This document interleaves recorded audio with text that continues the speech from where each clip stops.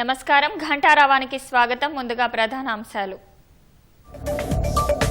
దేశవ్యాప్తంగా కార్మిక సంఘాల ఆధ్వర్యంలో కొనసాగుతున్న సమ్మె. కొత్త కార్మిక చట్టాలు, ప్రైవేటీకరణ చర్యలను వ్యతిరేకిస్తూ నిరసన. నేడు ప్రజాభవన్లో ప్రెజెంటేషన్ ఇవ్వనున్న మంత్రి ఉత్తమ్. ఏపీకి కృష్ణా జలాలు తరలింపు, మేడిగడ్డ మార్పు నష్టంపై వివరణ. హైదరాబాద్ కూకట్పల్లిలో కల్తీ కల్లుతో 15 మందికి అస్వస్థత. నిమ్స్ లో 12 మందికి చికిత్స, 4 దుకాణాలపై కేసులు. హైదరాబాద్ జీడిమెట్లలో ఏటీఎంలో చోరీ. కార్డన్ సెర్చ్ జరిగిన కొద్దిసేపటికే దొంగతనం.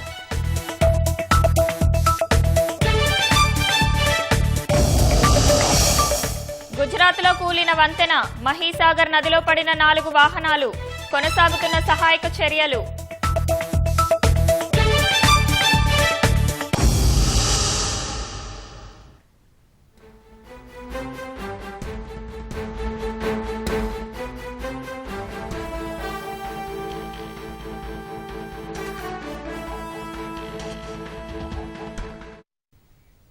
గుజరాత్లో మరో వంతెన కూలింది. పాద్రా వద్ద మహీసాగర్ నదిపై ఉన్న గంభీర వంతెన కూలటంతో 4 వాహనాలు నదిలో పడ్డాయి. సమాచారం అందుకున్న వెంటనే వివిధ శాఖల సిబ్బంది ఘటనా స్థలానికి చేరుకుని సహాయక చర్యలు చేపట్టారు. నదిలో పడిన వారిలో కొందరిని కాపాడారు. గల్లంతైన మరికొందరి కోసం గాలింపు చర్యలు ముమ్మరంగా కొనసాగుతున్నాయి. వడోదర్, ఆనంద్ నగరాలను కలిపే గంభీర వంతెన కూలటంతో ఆ 2 పట్టణాల మధ్య రాకపోకలకు అంతరాయం ఏర్పడింది.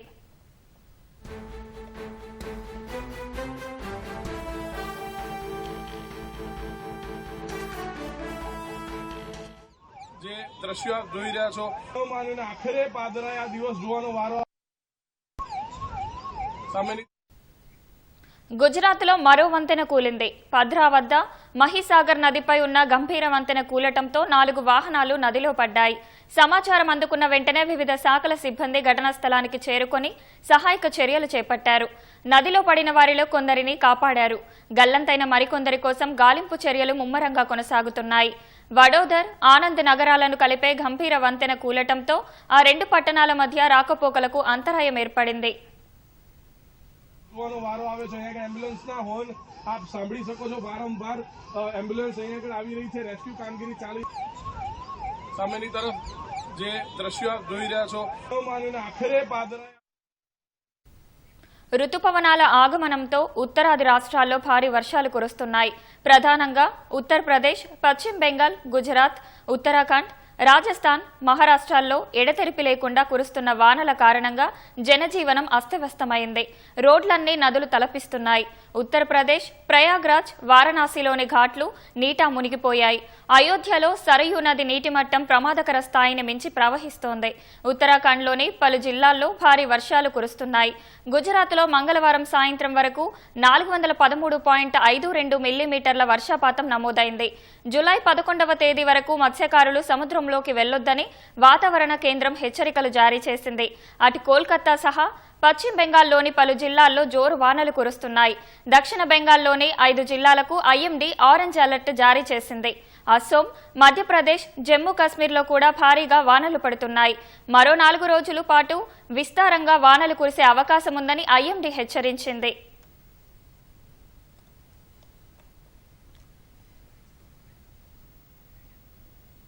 నూతన కార్మిక చట్టాలు, ప్రైవేటీకరణ చర్యలను వ్యతిరేకిస్తూ వివిధ కార్మిక సంఘాలకు చెందిన దాదాపు 25 కోట్ల మంది కార్మికులు దేశవ్యాప్త సమ్మె చేస్తున్నారు. కనీస వేతనంగా 26,000 ఉండాలని, పాత పింఛన్ పథకాన్ని పునరుద్ధరించాలని, ఈపీఎఫ్ఓ చందాదారులకు నెల 9,000 కనీస పింఛన్ చెల్లించాలని యూనియన్లు డిమాండ్ చేస్తున్నాయి. రైతుల సమస్యలపై సంయుక్త కిసాన్ మోర్చా, ఎస్కేఎం ఆధ్వర్యంలో మండల కార్యాలయాల ఎదుట నిరసన ప్రదర్శనలు జరగనున్నాయి. సాధారణ సమ్మెలో పాల్గొనాలని ఉపాధి హామీ పథకం కూలీలకు నరేగా సంఘర్ష్ మోర్చా పిలుపునిచ్చింది. సమ్మెతో బ్యాంకింగ్, తపాలా సహా పలు సేవలకు అంతరాయం కలిగే అవకాశం ఉంది. శ్రీశైలం జలాశయానికి వరద ప్రవాహం క్రమంగా పెరుగుతోంది. జూరాల, సుంకేసుల ప్రాజెక్టుల నుంచి 2,13,824 క్యూసెక్కులు శ్రీశైలం జలాశయంలో చేరుతోంది. 4 స్పిల్వే గేట్లు ఎత్తి 1,06,976 క్యూసెక్కులు నాగార్జున సాగర్కు విడుదల చేస్తున్నారు. శ్రీశైలం నుంచి అవుట్ఫ్లో 1,72,520 క్యూసెక్కులుగా ఉంది. ఎడమగట్టు విద్యుత్ కేంద్రం నుంచి 35,315 క్యూసెక్కులు, కుడిగట్టు విద్యుత్ కేంద్రం నుంచి 30,229 క్యూసెక్కులు విడుదల చేస్తున్నారు. శ్రీశైలం పూర్తి స్థాయి నీటి మట్టం 885 అడుగులు కాగా ప్రస్తుతం 882.10 అడుగులకు చేరింది. ప్రాజెక్టు పూర్తి స్థాయి నీటి నిల్వ సామర్థ్యం 215.80 టీఎంసీలు కాగా ప్రస్తుతం 199.73 టీఎంసీలకు చేరింది. ఆంధ్రప్రదేశ్కు కృష్ణా జలాల తరలింపు అంశంతో పాటు తుమ్మిడిహట్టి నుంచి మేడిగడ్డకు ఆనకట్ట నిర్మాణం మార్చడం వల్ల జరిగిన నష్టంపై నేడు రాష్ట్ర ప్రభుత్వం ప్రజెంటేషన్ ఏర్పాటు చేసింది. నీటిపారుదల శాఖ మంత్రి ఉత్తమ్ కుమార్ రెడ్డి ఆధ్వర్యంలో మధ్యాహ్నం 3 గంటలకు పవర్ పాయింట్ ప్రజెంటేషన్ ఏర్పాటు చేశారు. ముఖ్యమంత్రి రేవంత్ రెడ్డి, ఉప ముఖ్యమంత్రి మల్లు భట్టి విక్రమార్క, పీసీసీ అధ్యక్షుడు మహేష్ కుమార్ గౌడ్ సహా పలువురు మంత్రులు ఆ కార్యక్రమానికి హాజరు కానున్నారు. రాష్ట్ర మంత్రులు, ఎంపీలు, ఎమ్మెల్యేలు, ఎమ్మెల్సీలు, కార్పొరేషన్ల చైర్మన్లు, డైరెక్టర్లు, సభ్యులకి ఆహ్వానం పంపనున్నారు. కృష్ణా జలాలను అక్రమంగా ఆంధ్రప్రదేశ్కి తరలించేందుకు 2014 నుంచి 2023 వరకు 10 ఏళ్ల కాలంలో చేపట్టిన నిర్మాణాలపై ప్రజెంటేషన్ ఇవ్వనున్నారు. తుమ్మిడిహట్టి నుంచి మేడిగడ్డకు ఆనకట్టను మార్చడం, ఆ ప్రభావాలపై రెండో ప్రజెంటేషన్ ఇవ్వనున్నారు. ఎన్డీఎస్ఏ, విజిలెన్స్ నివేదికల్లోని ముఖ్యమైన అంశాలపైన వివరించనున్నారు. మేడిగడ్డ, అన్నారం, సుందిళ్ల ఆనకట్టల్లోని సాంకేతిక లోపాలు, కాళేశ్వరం ప్రాజెక్టుకు తీసుకున్న రుణాలతో రాష్ట్ర ఆర్థిక రంగంపై పడిన భారాన్ని ప్రజెంటేషన్ ద్వారా వివరించనున్నారు.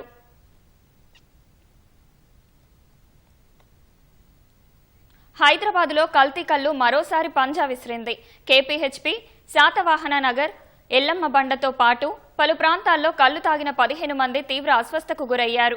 మెరుగైన వైద్యం అందించేందుకు 12 మందిని నిమ్స్కి తరలించి చికిత్స అందిస్తున్నారు. బాధితుల్లో ఒకరి పరిస్థితి విషమంగా ఉందని తెలుస్తోంది. 4 కల్లు దుకాణాలపై కేసులు నమోదు చేసిన తెలిపిన ఎక్సైజ్ అదనపు కమిషనర్ ఖురేషి ఇద్దరిని అదుపులోకి తీసుకుని విచారిస్తున్నట్లు వెల్లడించారు. హైదరాబాద్ కూకట్పల్లిలో కల్తీ కల్లు తాగి 15 మంది అస్వస్థతకు గురయ్యారు. 15 మందిలో 11 మంది పురుషులు, 4 మహిళలు ఉన్నారు. వారంతా ఆదివారం ఉదయం కల్లు సేవించారు. ఆ రోజు బానే ఉన్నా సోమవారం ఉదయం నుంచి క్రమంగా బీపీ పడిపోవడం, కొందరు స్పృహ కోల్పోవడం, విరోచనాలు, వాంతులతో అచేతనంగా మారి తీవ్ర అస్వస్థతకు గురయ్యారు. వచ్చిన వారంతా కల్లు తాగటం వల్లే అస్వస్థతకు గురైనట్లు తెలుసుకున్న ఆసుపత్రి సిబ్బంది పోలీసులకు సమాచారం అందించారు.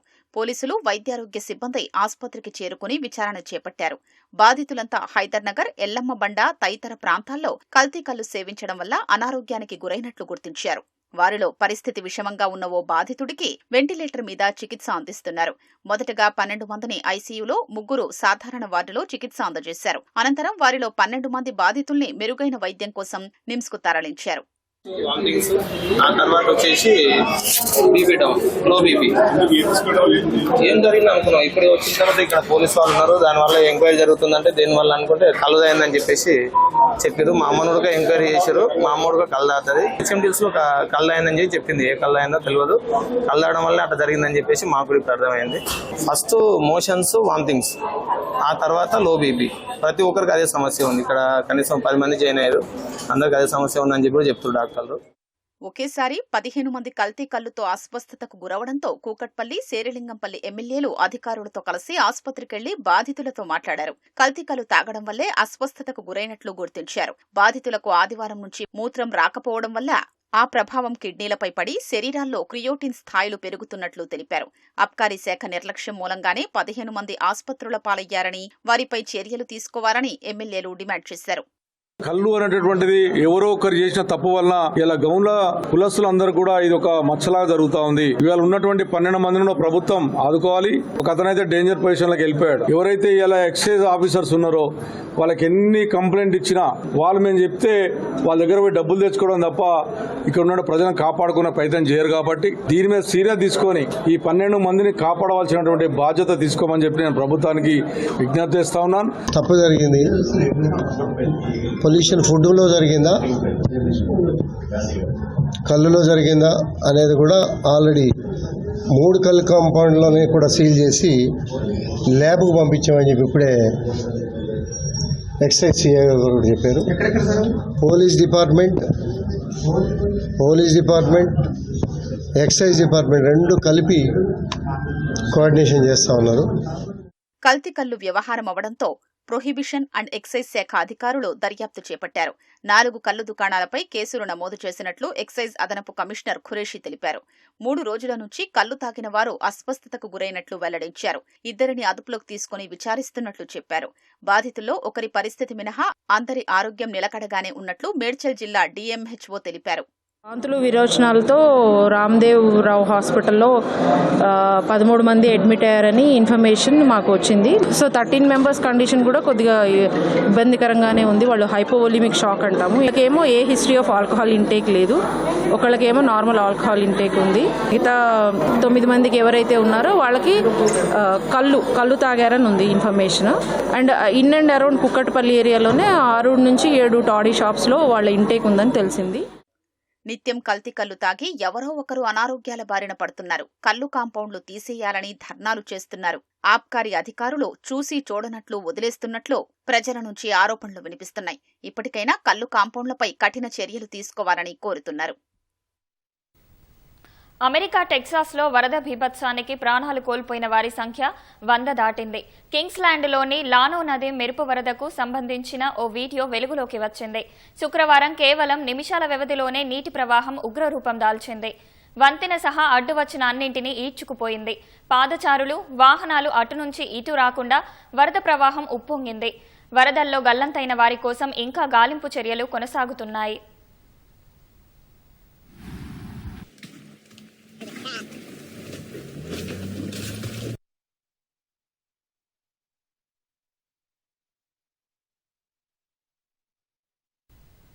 ఐరోపాలో కొనసాగుతున్న వేడిగాలులు స్పెయిన్లోని కాటాలోనియా కార్చిచ్చును వేగంగా వ్యాప్తి చేస్తున్నాయి. కాటాలోనియా నేషనల్ పార్కులో గడిచిన 24 గంటల్లో 20,000 ఎకరాలను దావాగ్ని బూడిదగా మార్చిందని అధికారులు చెప్పారు. సహాయక చర్యలు చేపట్టిన అధికారులు కార్చిచ్చును ఆర్పేందుకు శ్రమిస్తున్నారు. స్థానిక ప్రభుత్వం స్పెయిన్ సైన్యాన్ని సహాయం చేయాలని కోరింది. బలమైన గాలులు వీచే అవకాశం ఉన్న 6 గ్రామాల్లోని ప్రజలు జాగ్రత్తగా ఉండాలని హెచ్చరికలు జారీ చేశారు.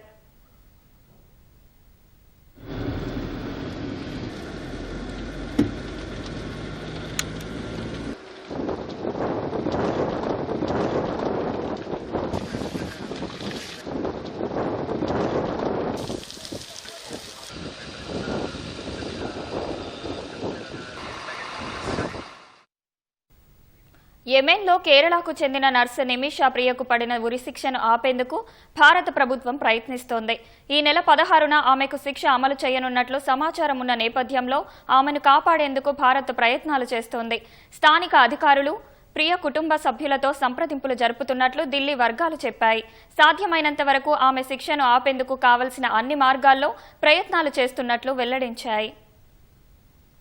యెమెన్లో వ్యాపార భాగస్వామిని హత్య చేసిన కేసులో కేరళ నర్సు నిమిషా ప్రియకు పడిన మరణశిక్షను ఈ నెల 16న అమలు చేయనున్నట్లు తెలుస్తోంది. ఇటీవలే యెమెన్ దేశాధ్యక్షుడు రషాద్ అల్ అలిమి ఇందుకు ఆమోదం తెలపగా 16న ఆమెకు శిక్ష అమలు చేయనున్నట్లు సమాచారం. ఇందుకు సంబంధించిన విషయాన్ని కేరళలోని నిమిషా కుటుంబీకులకు యెమెన్ జైలు అధికారులు తెలియజేసినట్లు స్థానిక మీడియా కథనాలు వెల్లడించాయి. అయితే నిమిషా ప్రియను కాపాడేందుకు భారత ప్రభుత్వం తీవ్ర ప్రయత్నాలు చేస్తోంది. ఆమె ఉరిశిక్షను ఆపేందుకు స్థానిక అధికారులతో సంప్రదింపులు జరుపుతోంది. ఈ కేసును తాము నిశితంగా పరిశీలిస్తున్నామని స్థానిక అధికారులు నిమిష కుటుంబ సభ్యులతో నిత్యం సంప్రదింపులు జరుపుతున్నట్లు ఢిల్లీ వర్గాలు చెప్పాయి. అయితే ప్రస్తుతం 38 ఏళ్ల నిమిష హౌతీ తిరుగుబాటుదారుల నియంత్రణలో ఉన్న యెమెన్ రాజధాని సనాలోని జైల్లో ఉన్నారు. అటు భారత పక్షానికి హౌతీ తిరుగుబాటుదారులతో అధికారిక సంబంధాలు లేనందున చర్చలు కష్టతరంగా మారాయి. అటు మృతుడి కుటుంబానికి బ్లడ్ మనీ దియా చెల్లించి క్షమాభిక్ష పొందేందుకు చేసిన ప్రయత్నాలు సఫలం కాలేదు. ప్రియా తల్లి ప్రేమకుమారి ఆమెను విడుదల చేసే ప్రయత్నాల్లో భాగంగా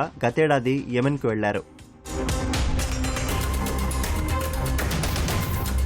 కేరళ పాలక్కడ్ జిల్లాకు చెందిన నిమిష నర్సు కోర్సు పూర్తి చేసిన తర్వాత 2008లో యెమెన్ వెళ్లి అక్కడే ఉద్యోగంలో చేరారు. 2011లో థామస్ ను వివాహం చేసుకున్న ఆమె అక్కడే ఓ క్లినిక్ తెరవాలనుకున్నారు. ఆ దేశ నిబంధనల ప్రకారం స్థానిక తలాల్ అదిబ్ మెహదీ అనే వ్యక్తిని నిమిష థామస్ జంట తమ వ్యాపార భాగస్వామిగా చేసుకున్నారు. అల్ అమన్ మెడికల్ కౌన్సిల్ సెంటర్ ను ప్రారంభించారు. కొన్నేళ్ల తర్వాత ఆమె భర్త, కుమార్తె కేరళకు వచ్చేశారు. నిమిష యెమెన్లోనే ఉంటూ సెంటర్ ను కొనసాగించారు. ఈ సమయంలో మెహదీ ప్రియను ప్రియను తన భార్యగా పేర్కొంటూ వేధింపులకు గురిచేస్తూ ఆమె పాస్పోర్ట్ను లాక్కొన్నాడు. అతడిపై 2016లో ప్రియ పోలీసులకు ఫిర్యాదు చేసినా వారు పట్టించుకోలేదు. చివరకు 2017లో మెహదీకి మత్తుమందు ఇచ్చి అతడి వద్ద ఉన్న తన పాస్పోర్ట్ను స్వాధీనం చేసుకోవాలని ఆమె భావించింది. మోతాదు ఎక్కువవడంతో అతడు చనిపోయాడు. ఆ తరువాత మృతదేహాన్ని ఓ వాటర్ ట్యాంకులో పడేసింది. అక్కడి నుంచి సౌదీకి పారిపోతుండగా ఆమెను పోలీసులు అరెస్టు చేశారు. ఈ కేసులో ఆమెకు మరణశిక్ష పడింది. చివరి నిమిషంలో కూడా ఆమె క్షమాభిక్ష కోసం చర్చలు జరుగుతున్నాయి.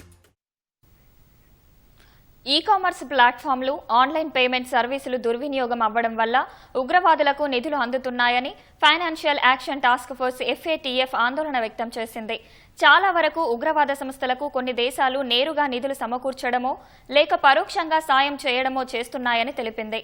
భారత్లో 2019 పుల్వామా ఉగ్రమ దాడి, 2022 గోరఖ్నాథ్ ఆలయం వద్ద కత్తిదాడి ఘటనలకు పాల్పడ్డ ముష్కరులకు ఈ కామర్స్ ప్లాట్ఫామ్లు, ఆన్లైన్ పేమెంట్ సర్వీసుల దుర్వినియోగం ద్వారా సాయం అందినట్లు తెలిపింది.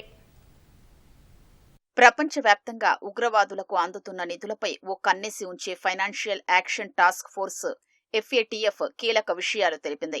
ఈ కామర్స్ ప్లాట్ఫామ్లు, ఆన్లైన్ పేమెంట్ సర్వీసులు దుర్వినియోగం అవ్వడం వల్ల ఉగ్రవాదులకు నిధులు అందుతున్నాయని FATF ఆందోళన వ్యక్తం చేసింది. ఇందుకు భారత్లో 2019లో జరిగిన పుల్వామా ఉగ్రదాడి, 2022 గోరఖ్నాథ్ ఆలయ ఘటనల్ని ఉదాహరణగా పేర్కొంది.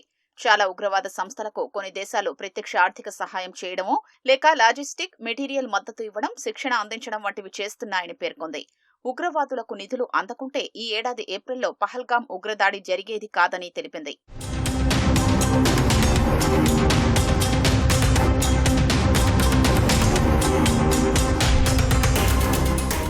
భారత్లో ఓ ఉగ్రవాద దాడికి సంబంధించి IEDలలో లభ్యమైన కీలకమైన aluminium powder e commerce platform EPOM Amazon ద్వారా ఉగ్రవాదులకు అందినట్లు FATF పేర్కొంది.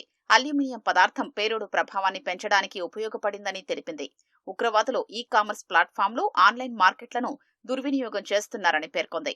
ఉగ్రవాదులు తమ కార్యాచరణ కోసం పరికరాలు, ఆయుధాలు, రసాయనాలు, 3D ప్రింటింగ్ మెటీరియల్ కొనుగోలుకు ఇలాంటి ప్లాట్ఫామ్లను ఉపయోగిస్తున్నారని తెలిపింది.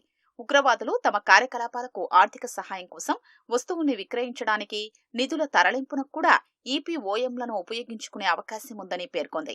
ఆన్లైన్ పేమెంట్ సర్వీసుల దుర్వినియోగంపై FATF ఆందోళన వ్యక్తం చేసింది.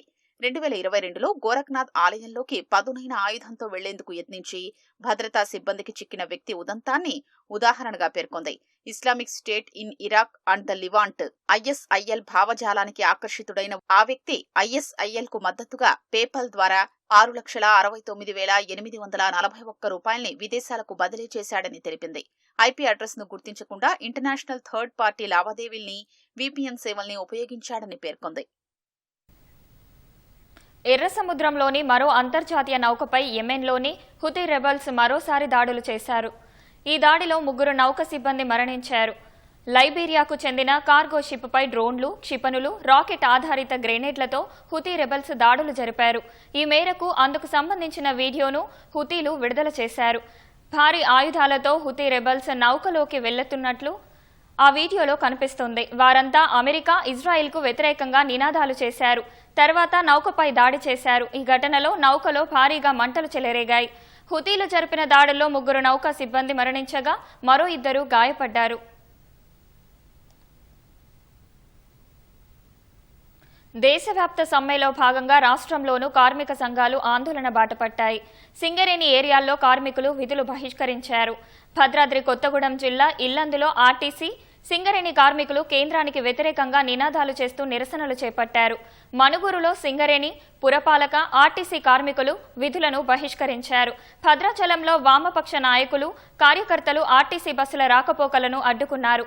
మంచిర్యాల జిల్లా బెల్లంపల్లి రీజియన్లోని మందమరి, శ్రీరాంపూర్, రామకృష్ణాపూర్లో సింగరేణి కార్మికులు స్వచ్ఛందంగా విధులను బహిష్కరించారు. పెద్దపల్లి జిల్లా రామగుండం రీజియన్లో 4 ఓపెన్ కాస్ట్ గనులు, 6 భూగర్భ గనుల కార్మికులు, OCP ప్రైవేట్ కంపెనీలలో పనిచేసే కార్మికులు సైతం విధులకు దూరంగా ఉన్నారు.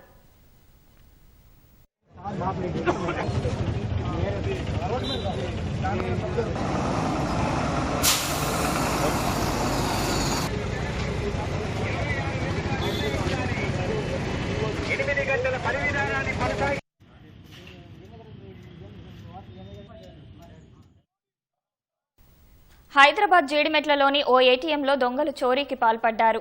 రాత్రి బాలానగర్ ఏసీపీ ఆధ్వర్యంలో కార్డన్ సెర్చ్ నిర్వహించిన 4 గంటల్లోనే మార్కండేయ నగర్లోని హెచ్డీఎఫ్సీ బ్యాంక్ ఏటీఎంలో చోరీ చేశారు. గ్యాస్ కట్టర్స్ సహాయంతో ఏటీఎం మిషన్లో డబ్బులు చేసే బాక్స్ను దోచుకెళ్లారు. మొత్తంగా 3 దుండగులు చోరీకి పాల్పడినట్లు సీసీటీవీ కెమెరాల్లో రికార్డ్ అయింది. పోలీసులు కేసు నమోదు చేసి దర్యాప్తు చేస్తున్నారు.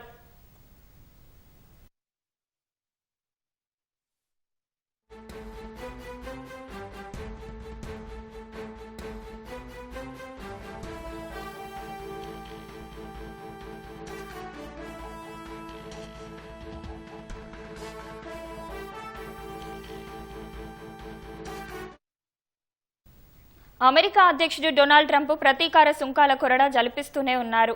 ఇప్పటికే ఉక్కు, అల్యూమినియం దిగుమతులపై సుంకాలు భారీగా పెంచగా ఇప్పుడు రాగి ఉత్పత్తులపై కూడా 50% పన్ను వేయనున్నారు.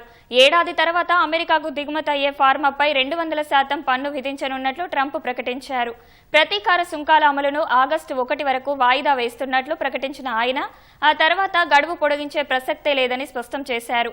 భారత్ నుంచి ఎగుమతి అయ్యే ఫార్మాస్యూటికల్స్ కు అమెరికా అతిపెద్ద మార్కెట్గా ఉంది. అలాగే రాగి ఉత్పత్తులకు ప్రధాన దిగుమతిదారుగా ఉంది.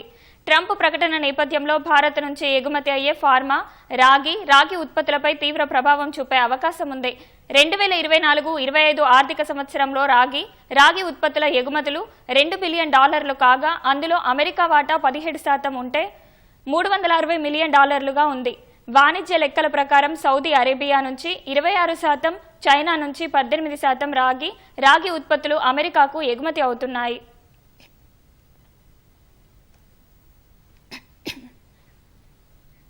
భారత రక్షణ వ్యవస్థను మరింత బలోపేతం చేసే స్వదేశీ పరిజ్ఞానంతో రూపొందించిన యాంటీ సబ్మెరైన్ రాకెట్ వ్యవస్థను భారత నౌకాదళం విజయవంతంగా పరీక్షించింది. నౌకాదళ శక్తి గణనీయంగా పెంచే extended range anti submarine rocket ERASR పరీక్ష విజయవంతమైనట్లు పేర్కొంది. యుద్ధ నౌక INS కవరట్టి నుంచి పరీక్ష చేసినట్టు చెప్పింది. జూన్ 23 నుంచి జూలై 7 వరకు ఈ పరీక్షలు జరిగినట్లు వెల్లడించింది. మొత్తం 17 ERASRలను వివిధ శ్రేణులలో విజయవంతంగా టెస్టు చేసినట్లు నౌకాదళం వివరించింది. అత్యంత ఖచ్చితత్వం, స్థిరత్వంతో లక్ష్యాలను ఛేదించినట్లు పేర్కొంది. ఇందులో భాగస్వామ్యమైన నౌకాదళం, రక్షణ పరిశోధన, అభివృద్ధి సంస్థలను రక్షణ శాఖ మంత్రి రాజ్నాథ్ సింగ్ అభినందించారు. ఈ వ్యవస్థ విజయవంతం కావడంతో భారత నౌకాదళ శక్తిని మరింత పెంచుతుందన్నారు. దీనిని పూర్తిగా స్వదేశీ సాంకేతిక పరిజ్ఞానంతో తయారు చేసినట్లు చెప్పారు. కన్నప్ప చిత్రం ప్రేక్షకులను విశేషంగా ఆకట్టుకుందని సినీ నటుడు మంచు మోహన్ బాబు అన్నారు. సాధువులు, విశ్వ హిందూ పరిషత్, RSS ప్రతినిధులతో కలిసి విజయవాడలో కన్నప్ప చిత్రాన్ని చూశారు. అంతకుముందు వారందరికీ శాలువా కప్పి సత్కరించారు. తెలుగు ప్రజలంతా కన్నప్ప చిత్రం చూడాలని కోరారు.